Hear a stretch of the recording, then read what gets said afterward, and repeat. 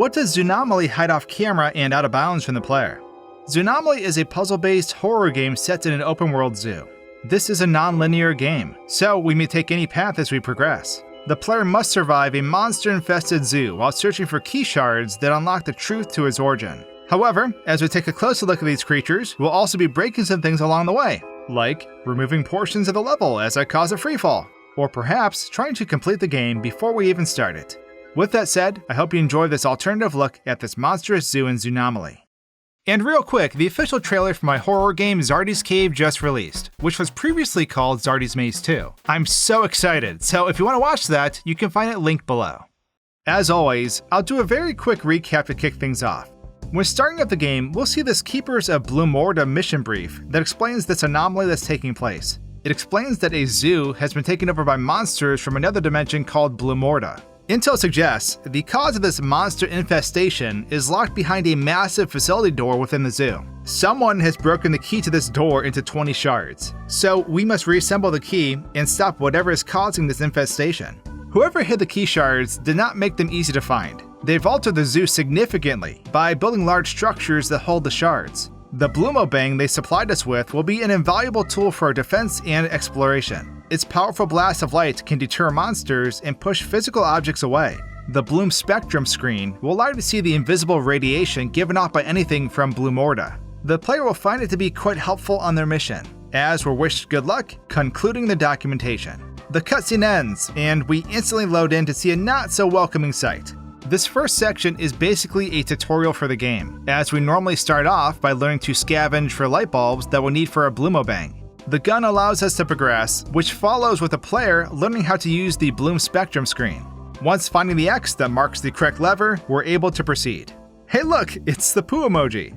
The next section shows us how these bridge catapult contraptions work. They basically run on pure frustration. You're able to shoot them down with a gun, where they'll remain for a limited time, eventually resetting to their upward position. This limited time will allow the player to set themselves up accordingly on the plank, so they can then be catapulted to their desired destination. This follows with the conclusion of the tutorial as we exit through these doors, loading into the next and only other section, the zoo.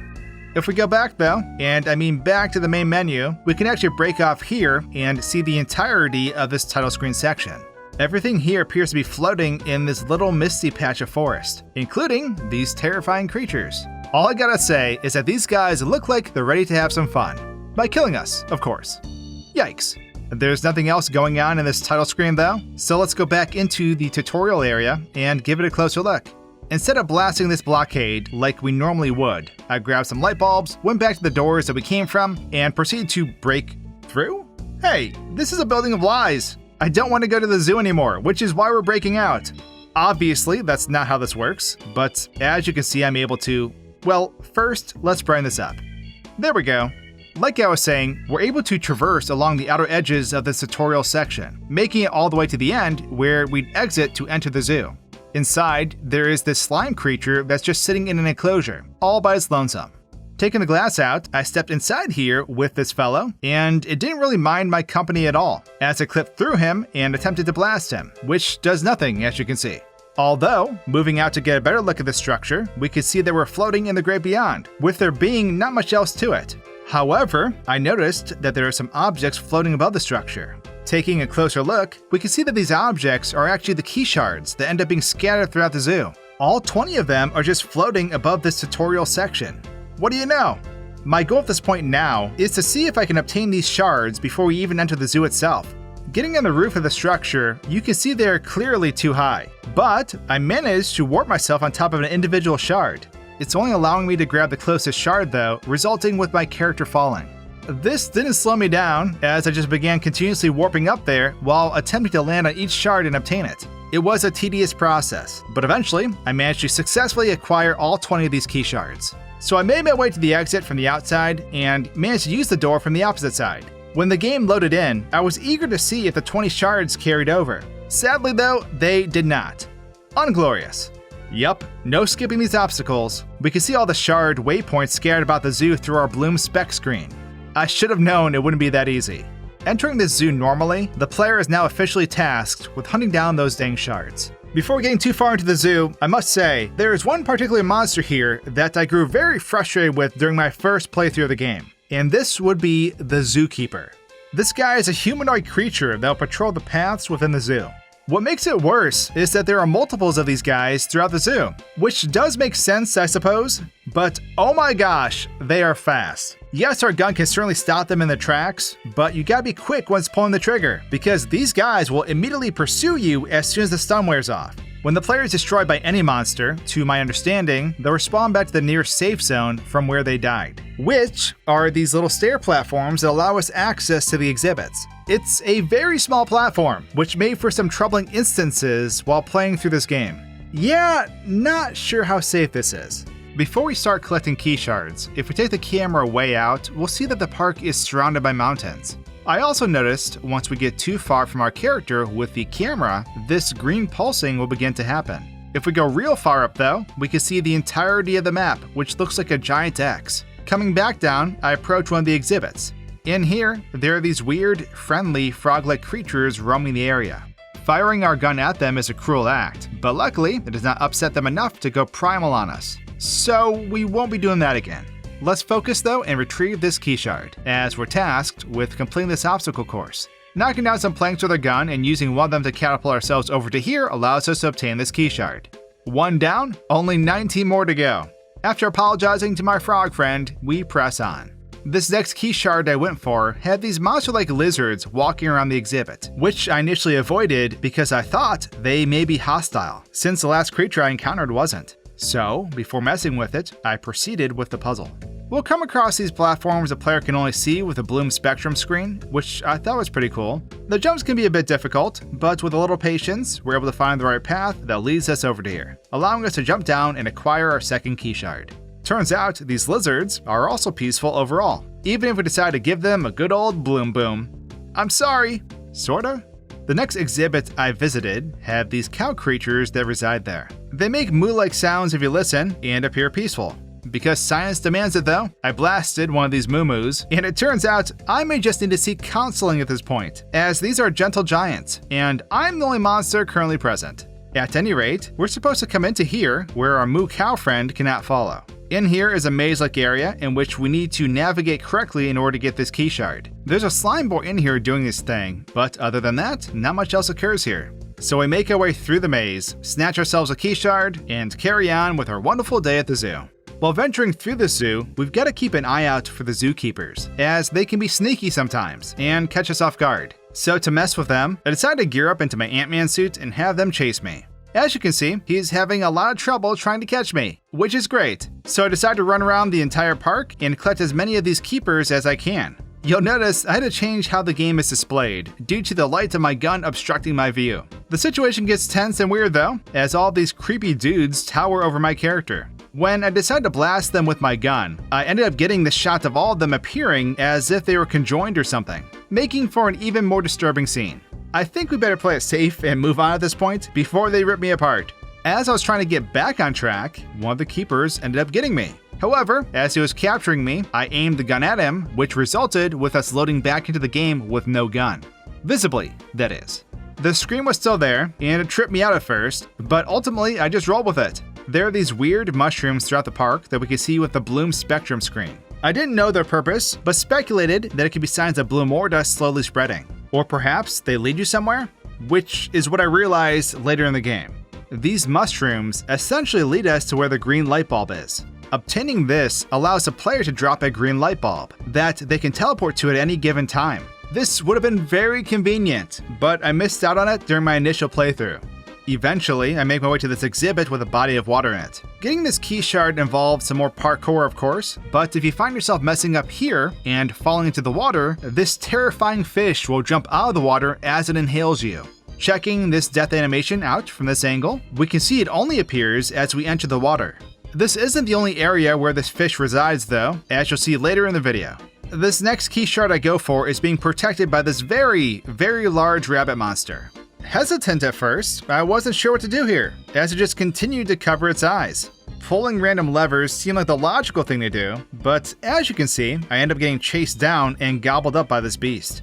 Basically, we need to find the correct lever that doesn't alarm the rabbit and opens the cage that the shard is in. Blasting this rabbit as it's covering its eyes is not advisable. Like pulling the wrong lever, this will also cause it to chase you down. However, doing this as a baby man gives us a fighting chance, as it allows us to be graced with this epic chase that the rabbit gives us. I don't know if it's the oversized hands, its belly, or if it's the stubby legs, but it's hilarious to watch this rabbit frantically chase us. Eventually I went up an incline, which allowed the rabbit to grab me and feast away. It was definitely fun while it lasted though.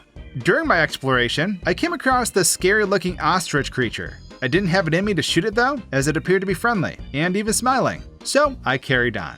Which is probably for the best, as I'm gonna need as many light bulbs as possible for this next part. This exhibit has, well, probably one of the most annoying creatures in the game. They are these dead-looking giraffe cats that are pretty fast on their feet. During my initial playthrough, I found myself having trouble navigating around these kitty monsters, as they destroy me quickly when I mess up and fall. Their presence motivates me to stay the course though, as I continue this puzzle. So, there is a much larger giraffe cat sitting with the key shard that's located right in front of it. This made me hesitant, thinking it was going to go for me as soon as I attempted to grab the key shard. It turns out to be okay though, as it creepily stares and smiles at us when obtaining the shard. I know these little guys will most definitely destroy me as soon as I'm in reach, so I tried to delete them so I could get closer to the big guy. Some, trial and error occurred as I was having trouble deleting them, and I ended up deleting a portion of the map on accident, resulting with, well, there goes all the kitties. Oops. You can see that not all of them fell forever, leading me to think I could maybe land down there. However, dropping down, I ended up getting teleported back up into the map within this caged exhibit, which seems to be the default location to be teleported to if the player falls through the map. Managing to successfully delete all these kitties though, I am now able to find out that, well, this big guy is friendly. Shooting him, I figured a giant chase would commence, but nope. Regardless of what we do, this big cat daddy will just continue to stare at the player, as we can see it breaks its neck in the process. Creepy! Let's continue on though. I end up grabbing another key shard from this timid exhibit that only has a couple of the ostrich creatures in it. So we get into parkour mode and eventually snag our 7th shard. But the next one that I went for had a new friend. This thing looks like I'm not sure, kind of like a koala sorta, but also like Mickey Mouse, if he were in Doom. Regardless, this guy is very hostile, even grabbing me through obstacles at times, making it difficult to get this shard. This puzzle involves a new contraption that rotates when activating. We basically just need to create the right path when it comes to using these devices. Falling is almost certain death, so with patience, we need to navigate this carefully. There are also invisible boards that move up and down now that we have to traverse. Eventually, we're able to catapult to where we need to be though, and can then grab the shard. Before leaving, I dance around with this Mickey monstrosity and end up blasting it in the butt with our gun. It's fair to say I was not pleased with my small size, as it continuously and aggressively tried to end me. Never gonna catch me! On to the next exhibit, there was a lone monster in here that resembled a monkey. I didn't get too close though, and focused on the puzzle first. So I blasted some planks down, and carefully weighed my options when it came to which path I should take. Of course, there was some trial and error, as I shot myself out of the exhibit puzzle, but I eventually found myself on the correct path, grabbing the 9th key shard. We'll come back to the monkeys, since we'll see them in another exhibit. Moving on to the next, it appears the key shard is in a cage for this one, and we need to lift it by pulling one of these levers. The correct lever, that is. Seeing as choosing the wrong ones will eventually release the zookeeper that's caged up in here with us. I have to say, even with unintentionally freeing the zookeeper, there's not much to this one, as I got lucky and found the correct lever fairly fast. There's a similar instance with a key shard that we'll also find caged up within another exhibit that's full of these little frog guys. However, these ones are red in color, and one of them has a key to the cage, which can only be viewed through our gun. Merely shooting the one with the key will allow us to grab it and go obtain the key shard, making for another easy grab. I noticed when checking these guys out in another instance that there are some of them floating under the map in this area. There was one in particular that was continuously falling too. You can see the model of this creature is constantly jerking as he attempts to walk in the void, which appears to be what's causing him to sink further into the darkness. Poor little guy. I guess there are worse fates than death. This brings us to the aquarium. This large building we enter has multiple small aquariums within it as we first walk in. We're not able to do anything with them, which leads us to this giant one that has a much larger version of our fish friend from before. When I was making my way up to the top of the glass box, I fell through a crack and immediately was devoured. Unglorious. But we're supposed to come up here and use these mobile platforms to make our way around and back to this key shard.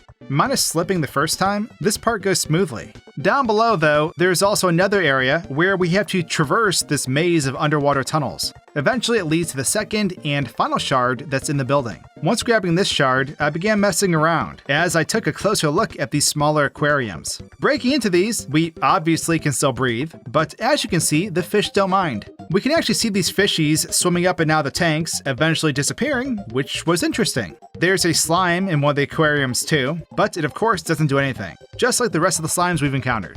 Checking out this giant monster was pretty cool though. We can see based on the kill cam that occurs from this fish, and seeing it swim peacefully shows the size is noticeably different. This fish is ginormous, and quite honestly, is probably the biggest creature in this park. Breaking in and joining him for a swim, I thought I was going to be met with instant death. However, my dreams came true, and I got to sort of swim around with this big lug. I found myself clipping through some of the surface, but overall, it was pretty cool to check out this area more closely. Shooting this monster, unsurprisingly, does nothing, so in the end, we became friends. The next shard I had my sights on was the one that's deep in this forest. It's a large, open woods that has all these pipes laid out everywhere on the surface of the ground. The key shard is locked in this cage that's way out within these woods, and we need to find a key to open it. It took me a minute to figure it out, but following this particular pipe takes us on a long adventure, and eventually leads us to the key that we need. During my first playthrough, I ended up stepping away for a moment while searching for the key, and it ended up being my demise, as the Slenderman bear came out of nowhere, kneeled down from the sky, and proceeded to destroy me.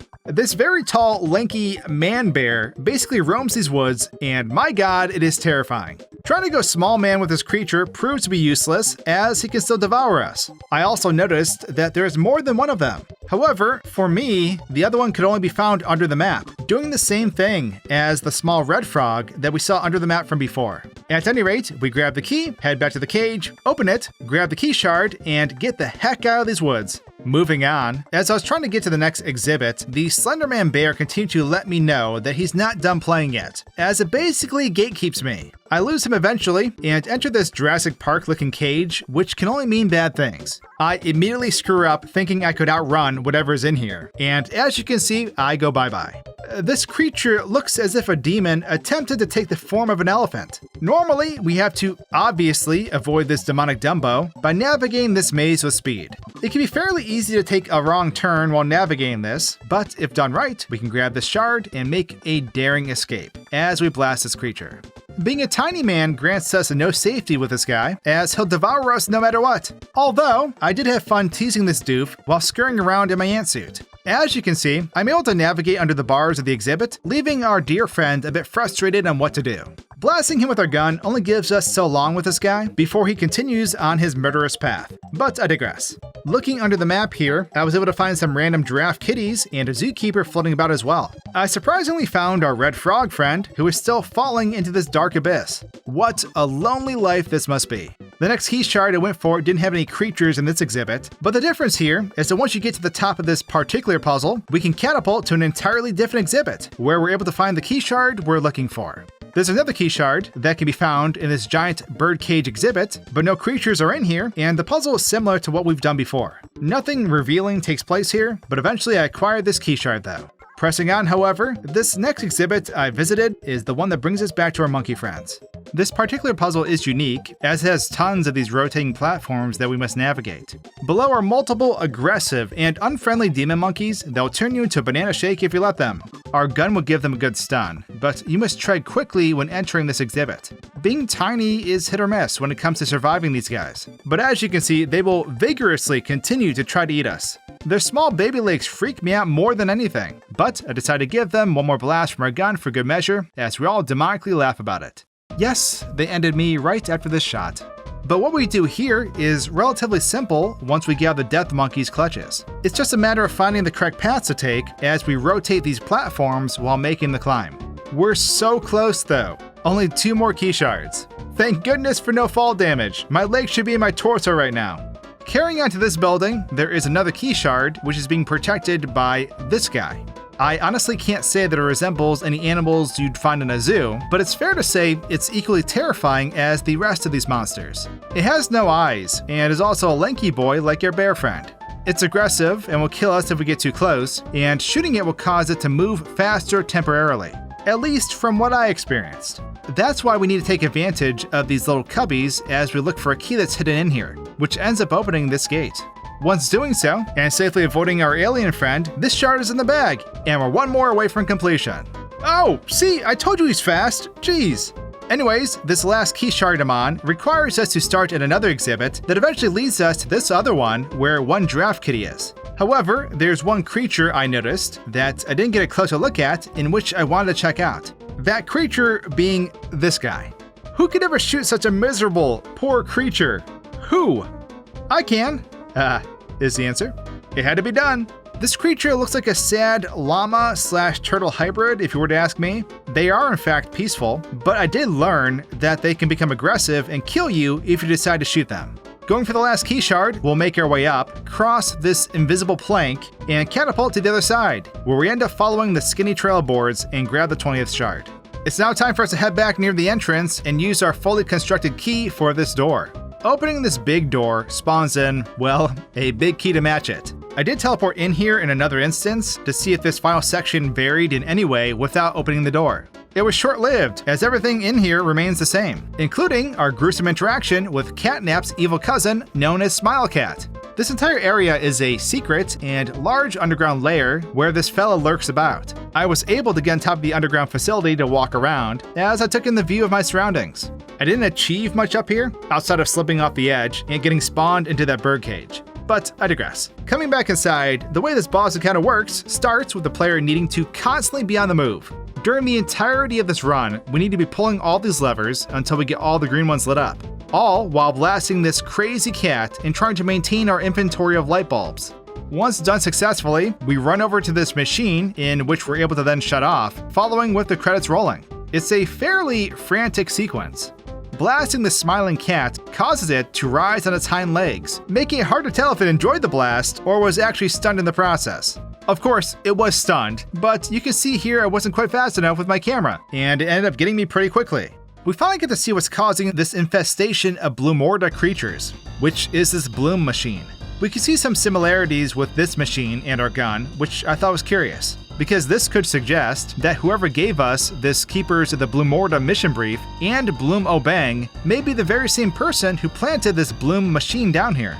Definitely food for thought. Then again, I didn't look too closely into the lore. But with that, we've come to the conclusion of Zoonomaly. Check out the new official trailer for my horror game on screen now, and I'll see you all in the next video. Cheers!